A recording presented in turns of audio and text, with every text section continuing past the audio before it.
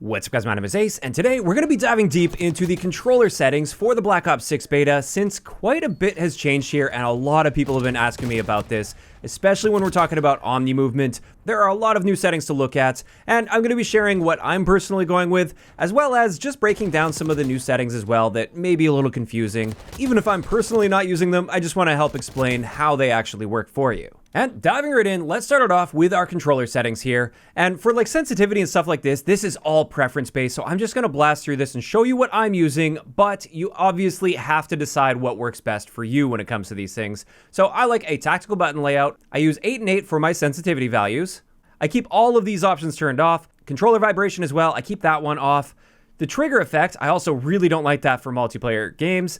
And dead zone. This is an area where you definitely want to be tuning your dead zones. You want to get your left stick and right stick min inputs as low as possible. If you have these two values set too high, it's going to feel like you have input lag, especially when it comes to your aiming, and that's an awful feeling. So get those as low as possible without getting stick drift. Next, getting into the aiming tab here, I'm just going to drop down to the aiming advanced settings here, because the first thing I want to point out is currently, especially on mouse and keyboard, there is a bug with the ADS sensitivity transition timing. I'm not 100% sure if this is applying to controllers at the moment, but just to play it safe, I set this to gradual instead of instant, which is what I would normally use. And I haven't had any issues or complaints using gradual at this point. So if you are having some weird aiming issues, try switching over to gradual and you might find that that actually feels quite a bit better. Then for aim response curve, I know a lot of people love dynamic or linear. I personally just enjoy standard. That's what works best for me, so that's what I stick to. And then for custom sensitivity presume, for me personally, again, this one comes all down to preference. I use 0.75 for these three and then just 1 for anything higher zoom. Now, those are some of the basics, and again, most of those settings there are just purely preference-based, so don't necessarily just copy and paste what I'm using, because it may not work well for you. Now let's get into some of the new movement settings, and we're going to start this off with Sprint Assist.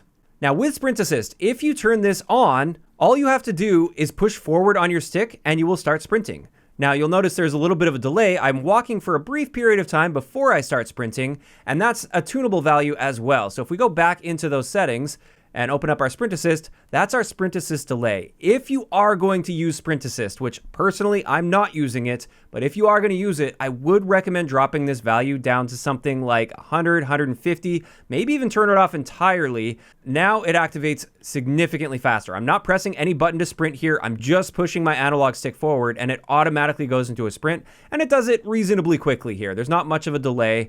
You might want to have a bit of a delay though, because you don't always want to be sprinting right away. Sometimes you just want to be walking in a situation, maybe to have quieter footsteps or to not have to deal with a sprint out time, for instance, as you get into a gunfight. So that's why I recommend not setting it all the way down to 0, because then it activates a little bit too quickly. But that's just a few things to point out with that Sprint Assist setting. Next, Mantle Assist. Again, this is an area where I don't like this being on, but just to show how this works, if you sprint up to something, it will automatically mantle onto it, and this I just find can get really annoying. You end up mantling things when you really don't want to be mantling, and I definitely like keeping that setting off, but for some people, they may enjoy that. Next, let's briefly talk about Crouch Assist. The way this works is if you turn this on and you find a situation on the map where it's an area where you can only crouch or slide through, you can't walk through while standing up. Unfortunately, I couldn't find any area like that in the training zone to show off for you guys. But if you turn this on, all you have to do is walk or sprint toward that, and it will either crouch or slide automatically to get you through that spot.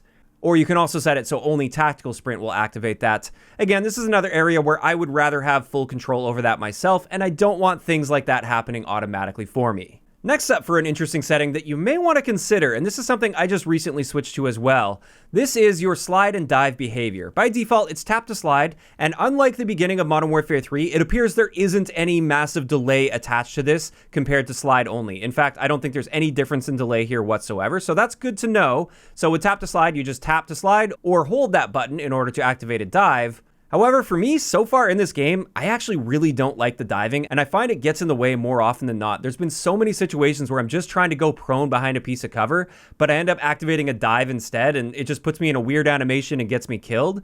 So I was really considering turning this to slide only, just turning dive off entirely, until I looked a bit deeper into hybrid. Now with this one, it is tap to slide. However, if you want to activate a dive, you have to be actively holding the sprint button down in order for that dive to activate. And that means it's going to be a lot harder for that to accidentally happen. You're going to have to be a lot more deliberate about activating your dive. Like even if you're just sprinting right now, I have toggle sprint on. So I hit the sprint button to activate sprint. If I hold the button to try to dive, I'm just going to slide instead. However, if I reactivate the sprint button here and then hit the dive button, then I will end up diving. So I actually quite like that compromise where I don't completely eliminate the ability to dive, but it also prevents me from accidentally diving all over the place when I'm just trying to get prone behind some cover. Next in the movement tab, let's go down to our advanced movement settings. There's a couple I want to point out here. The first one is sprint restore.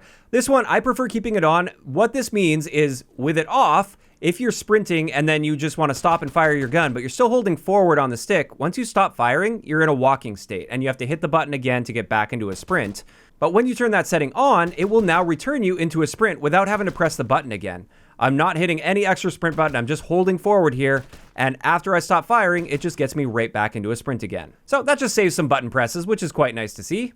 On a similar note, you have slide maintain sprint, so instead of shooting your gun to disable your sprint, this is just the sliding version of that. So if you activate a slide while holding forward on your movement button, then you don't have to activate sprint again, it will auto-activate for you. And then another setting that I just recently turned on for this game, this is single tap sprint. Previously, I always just used double tap sprint, but I just found myself really working hard on my controller this time around with Omnimovement, so I decided to put this into single tap sprint, which means it's one button press to go into a sprint, and then as you're sprinting, you just press it one more time and you're in a tactical sprint. Whereas the previous setting that I was using, the double tap one, even if you were already in a sprint, you had to double tap your analog stick in order to get into that tactical sprint. And that was just too many unnecessary button presses for my liking. Now, outside of that, for all my combat settings, I just left them all default. That all just works for me. And that's it for the controller settings. Next, I want to talk about graphics a little bit here. Keeping in mind, I'm on a PS5 with these graphics settings, so there's going to be a lot more options for PC. But just a couple things to note for all platforms. First off, turn off all of your motion blur. You're going to be missing out on key bits of information if you have motion blur turned on, because it's going to be blurring things between your frames. You're not going to be able to see things as clearly, especially with a lot of fast movement, and you're going to see a lot of fast movement in Black Ops 6. For the Fidelity FX CAS, I like keeping this at 50. That's where I left it with Modern Warfare 3, and it's still looking good for me in Black Ops 6, so that's where I leave that one. And I leave on-demand texture streaming to optimize. Now, I did make a whole video looking at this with bandwidth consumption and everything. You can't turn this off entirely. However, if you set this to minimal, it's effectively the same as turning off on-demand texture streaming. It won't be using any additional bandwidth for you at all, which is nice to know if you do have low bandwidth or if you have data caps, for instance. But for me, I don't have those things, so I keep it on optimized with a large cache size. Now finally, in the graphics view setting here, you might see motion reduction and think, yes, turn that on. Obviously, you want motion reduction, and that's what I did initially, but then I realized that actually reset my field of view value to 90, and I don't want that. So this actually does a bunch of preset values for you. Instead, I would highly recommend in this game, with all the crazy Omnimovement that we've got, I would recommend setting your field of view a little higher than you would normally set in Call of Duty. If you're somebody that's typically a bit lower, like 90 for instance, I'd recommend bumping that up to 100, maybe 105. I like 105. For some of you guys, you'll like 120. That's totally cool, and there's nothing really wrong with that, but I personally find 105 to be a nice middle ground and a nice balance for that. Also, with your ADS field of view, highly recommend you leave that unaffected. That ensures you're not aiming down sight too far in, and it actually helps with visual recoil as well. And then finally, when it comes to the camera settings here, I make sure that I have the least amount of camera movement, as well as inverted flashbang, so my screen turns black instead of white, blinding me if I get flashbanged by an enemy player. Now, that's it for the graphics settings. However, we've got a lot of new interface options here, and I wanted to go through some of these as well. So the first thing to point out here is I'd recommend turning on at least server latency and packet loss, so if you are having networking issues, you can see that in real time on the top left of your screen. For readability, the only thing I changed here is my color customization. What I found is I actually quite like Color Filter 2. It's just a little more saturated and things pop a little bit better. So I like that. And then I also turned my world color intensity up to 100. By default, it's 75. I prefer it at 100. Same thing with my interface color intensity, although that is default at 100. And then getting over to our gameplay heads-up display. This is the first time we've had tons of custom options to choose from here. With this one though, all I did is I turned the minimap shape to square, and then I went into the HUD presets here, And I just adjusted my minimap slightly. So what I've done here is I've just boosted my scale up a little bit. It just increases the size of my minimap, not the coverage area, but the size a little bit. I just bumped it up to 110. It just makes that minimap a little bigger and easier to read, I find, and you should be using your minimap quite a bit here. Another thing I noticed is some of the icons can be really big at times, so you may want to consider turning the icon scale down, and you'll actually see a bit more precision then with those icons that appear on the minimap, because they're not going to be taking up as much of a space, and you're going to be seeing less overlap with those icons as well. Outside of that, that's pretty much it. That's everything that I wanted to point out for you guys when it comes to a lot of the new settings and the current settings that I'm using for controller in the Black Ops 6 beta.